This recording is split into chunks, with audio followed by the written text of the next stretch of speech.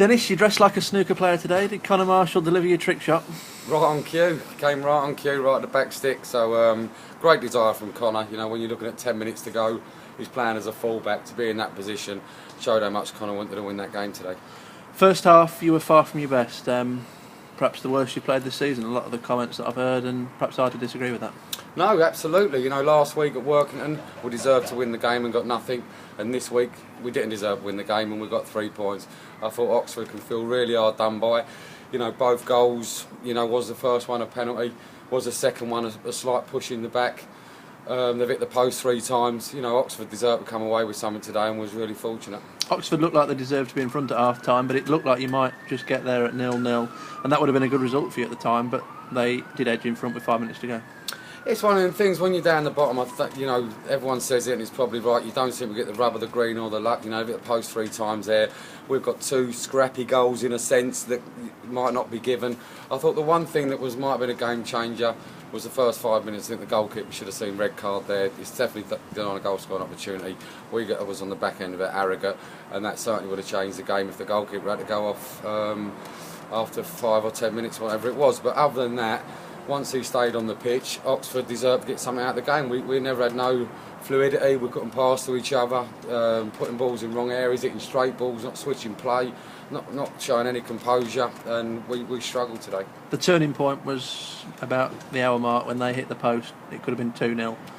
You had the let off, but then from that moment onwards, your resolve seemed to grow and you really started to exert some pressure. Yeah, I think it helped a little bit when Junior went on. You know, when Junior went on, he kept things simple. I think once the players understand what he's good at, and that's just give him the ball, he'll keep it for you and he'll play short passes. I mean, when he came on, he was the only one that wanted to pass it 5 yards to a teammate rather than just putting it out of play at times. So he showed a lot of composure, even though he didn't, you know, penetrate too much. He's done 1 or 2 nice little things, but just keeping it simple and passing to a teammate then encourages other people to do the same thing. So when he came on, I think he just gave us a little bit more composure. You've assessed him. How do you feel Jay Dowie fared your other new signing? Yeah, I thought Jay done as well as anybody else. You know, it's his first game. It's a difficult debut because the ball just bounced around everywhere, but he showed everyone what he's probably good at, and that is, you know, shutting people down, battling for everything, not giving the ball away too much.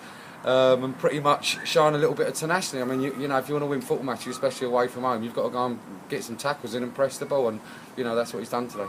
They say a sign of a good team is winning when you've not played particularly well, and you've really dug it out today to maintain your hopes of finishing in the top 5. I think we've deserved that today on the only fact of our last 4 games. When you think of how unlucky we was to lose against Brackley, the 2 send-offs at Harrogate, last week at Workington when they've had 1 shot on our goals and we've lost 1-0.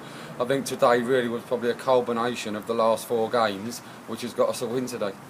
Your home form continues to be excellent. It's now time to start winning away, I think, if you really do want to cement that top 5 place.